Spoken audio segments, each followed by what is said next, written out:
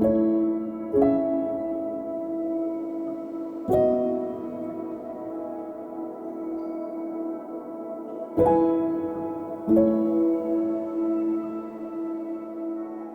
was first diagnosed with retinitis pigmentosa when I was 14 years old. So it was a routine or fairly routine visit to the opticians. My parents had noticed that I was squinting a little bit at the TV, so as parents do, take your child to the opticians. And yeah, it turned out that I did need some glasses, but while I was there, the optician had identified that there was maybe something not quite right when they were looking in my eyes, and yeah, that was when it was first diagnosed. There was nothing noticeable really for me at that point to say, yeah, this is going to have an impact on your life. It was when I was 21 and I went for that annual field test, and they gave me the news at that appointment that actually my eyesight was no longer good enough to be able to drive a car, and I'd have to stop. And that was when I had a noticeable impact of my eye condition. It was all of a sudden my sense of that source of independence and that source of freedom had been taken away from me. I remember the Chris Moyles breakfast show, and Chris Moyles and his team climbing up Kilimanjaro for charity. And I thought, well, if Chris Moyles can do it, then yeah, I reckon I can do it. And it was overnight, and I woke up in the morning and I said to her, I'm going to put a submission in to climb Kilimanjaro. And she went, really? Yeah, why not?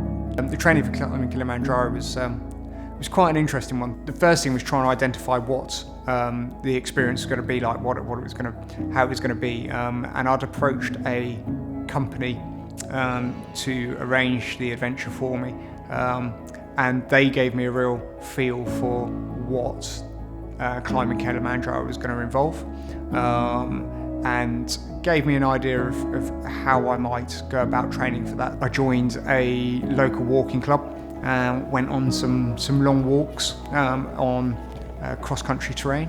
I built a step in my garage out of concrete blocks, chucked some bricks in a rucksack, and just stepped up and down on that step for hours at a time, it felt like. I visited the climatization centre. It gives you a bit of a feel for how well your body will cope with altitude. And yeah, the good news was I went and did that, and actually my body was going to cope quite well with altitude, or certainly at least in that simulated environment. On top of that, I did the 3 peaks, not all in 24 hours, but the Ben Nevis, Scafell Pike and Snowdon. And I distinctly remember Snowdon being a wet and horrible day, and not much fun. But once I'd done that one and got that one out of the way, it gave me a feel for what to expect. So, when it was onto Scafell Pike, I was able to, I'd bought some kit by that point, so I was able to test out the kit, and that was certainly more enjoyable. And then Ben Nevis was I have to say, a real challenge. We went there late in the year, it's sort of October time, so actually daylight hours were quite short, and it was certainly taking me a longer time to climb up these mountains. And I remember getting to the top of Ben Nevis, and it was thick with snow and sleet and rain and windy, and a real tough challenge, Ben Nevis, but we made it. And yeah, combined with the walking and the mountain climbing in the UK, that was as good as my training program was going to get before actually venturing off to Kilimanjaro. Certainly I remember my daughter being one of those things that motivated me to want to complete the challenge. So yeah, it was kind of a very much get in and going, I'm going to do it and I'm going to achieve it. There was a little bit of trepidation, I think, when first landing in Kilimanjaro, not really understanding or knowing what to expect, not knowing my sighted guide or how they were going to be, and really not sure what terrain to expect and how it was going to go, and how I was going to actually, whether I was going to hold the group up. But once we got into the actual adventure, that soon disappeared, and yeah, I was able to enjoy it. Deep down, the sense of I need to be able to do this, and I need to be able to prove to myself that I can do this. So there is that self-proving thing that I can get up this mountain, and that was helped through that group of people that I was forming part of. They were all very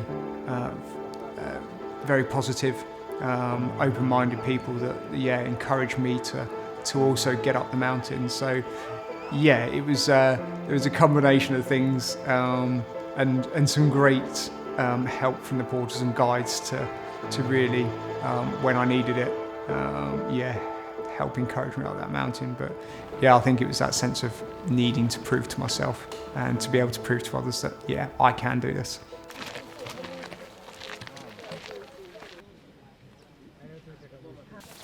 Come into my humble abode.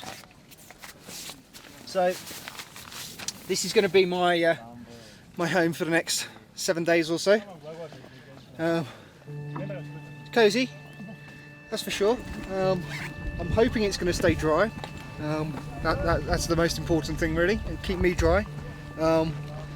Certainly made myself comfortable. Got my Thermarest mattress out, my 4 season sleeping bag, which will keep me very warm tonight, seeing as it's quite a warm day today.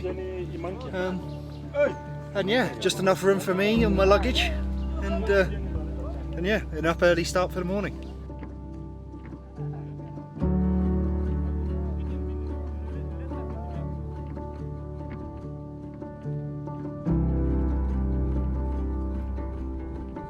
We're certainly getting higher now, so altitude's playing a part for us. As you can probably tell, I'm a little bit out of breath just talking here. As the day went on today, the weather changed quite rapidly. Rain started off with rain, and then hail, and you may be able to see on the floor by us now, we've got some settled snow. So it's some quite very challenging conditions. But from a personal point of view, I absolutely loved it.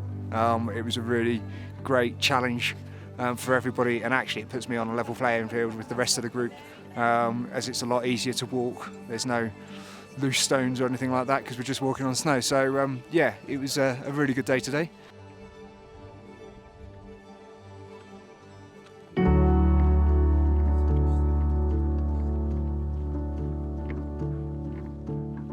We are pretty much getting ready for tomorrow, day 5, which basically we are climbing up to Kibo, which is base camp for summiting Kilimanjaro. So we'll be climbing up to Kibo, leaving here at 7 o'clock in the morning, get to Kibo for around lunchtime, we hope, maybe 1 o'clock. I need to do my bag up, but I can't. Oh.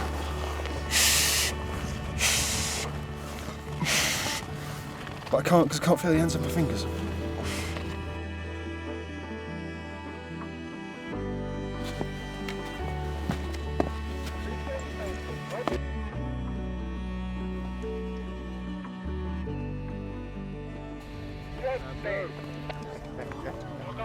We're going to be leaving for the summit at midnight tomorrow night.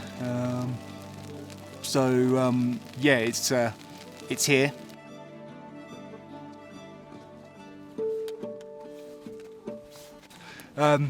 Today's been a good day. Variety of terrains. So we had some rocky terrain to cover for the first hour of the day, and then we got on some nice, good, flat terrain, which really allowed us to make a move throughout the day, which I did, which was great. Felt really good. Got into camp. So we've climbed up today from Mwenzi Peak to Kibo Camp. This is base camp for summiting Mount Kilimanjaro. The air is quite thin up here, so it's it's quite tough just doing some of the basic stuff. I must admit I've felt the effects of altitude today. Had a headache, a nosebleed, felt a little bit sick and dizzy at one point. We're setting off for summiting Kilimanjaro this evening, so it's now about 7 o'clock in the evening. Get a few hours sleep, and then we'll be up at 10 to leave at 11 to go and summit Kilimanjaro. So feeling quite excited, quite nervous, looking forward to it, confident that I'm going to do it.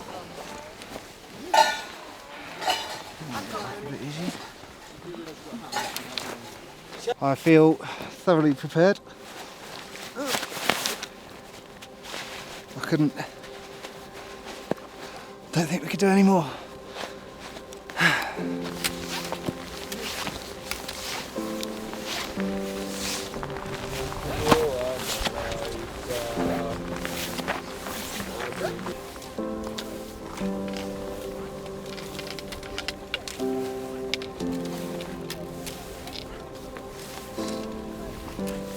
We're at Gilmer's Point, which is 5,681 metres above sea level.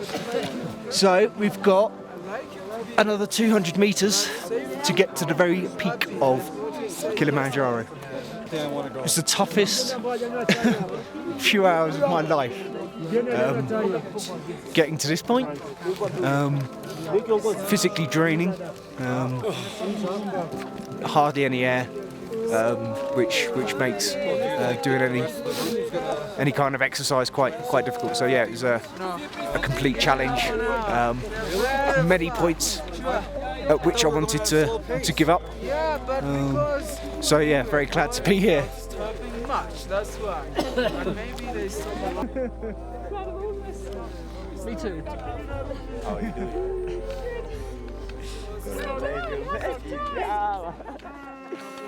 I do remember saying, I'm going to get to that point and that's it. That's all I'm doing. I do remember that on the summit, or the Ascent. But yeah, then we got to that point and off we went. I realised then that actually from Mackenzie Point up to the peak wasn't, it wasn't far. And I thought, well, I can't come all this way, having flown across the world, climbed the mountain to this point. There's no way I can't not try to get to the peak. So it was a case of, well, I've come this far, I can't give up now. The terrain from Mackenzie Point to the peak was very, very flat and just snow. So I think it was the adrenaline and the determination of, well, I've made it, I can't give up now. All of those things combined really gave me a sense of, let's get on and move forward, and just got a march on it. It was just let's go, let's do it. And we just, off we went, we marched, and there was no reason why I should slow down. There was nothing to slow me down. Yeah, there, up to there, yeah.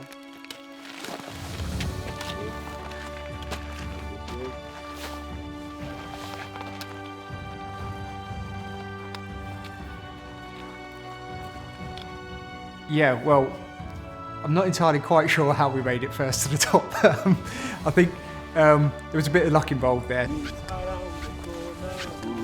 Wanizunguka wataka kunila nyama. Ewe nyoka, ewe nyoka, ewe nyoka, ewe nyoka, ewe nyoka, mbona wanizunguka, What can I say? It was an amazing experience. Incredible to be the first one up there.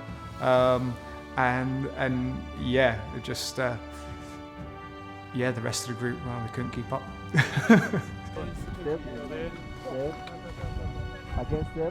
There's a quote that's from Henry Ford, which is, whether you think you can, whether you think you can't, you're right. And I think having that as something that sticks in my mind is, if you think you can do something, then you will find a way to do it, and you can do it. Here. You are the roof of Africa. Thank you very much, my friend. You're welcome, brother. Congratulations. Thank you. Congratulations. Here you can also Can use you your touch hand here? to reach. Up there, up there, up. Yeah. Yeah, here. 5,895 meters. Above me to sea level. Congratulations. The top of Africa. Yes. Overwhelmed completely and chuffed, really chuffed. It's an unbelievable feeling to be at the top of Africa. You're so high up. It's incredible.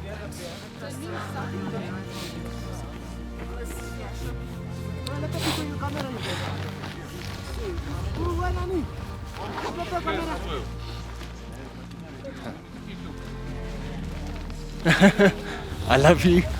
My wife Emma, my little daughter Bethany. Done it for you.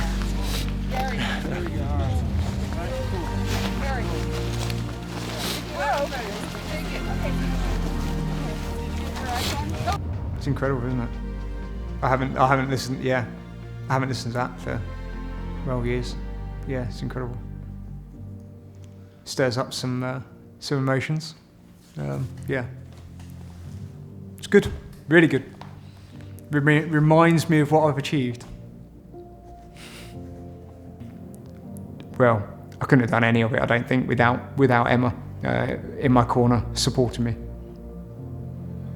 I am conscious of my children and how they might perceive me or how they would look up to me, and yeah, that is part of that drive for doing some of these adventures. Really, is giving them an appreciation or something that yeah, they can sort of really see is possible, and even as a blind person. So hopefully inspire them to go and do and have their own adventures as well. They are very aware that my children do understand that I am different to other parents, and yeah, I want them to be able to say, yes, my dad is different, but also be very proud of that at the same time. And I think certainly in recent years, Bethany has understood that and is, and yeah, and I like to think that she's proud of her dad.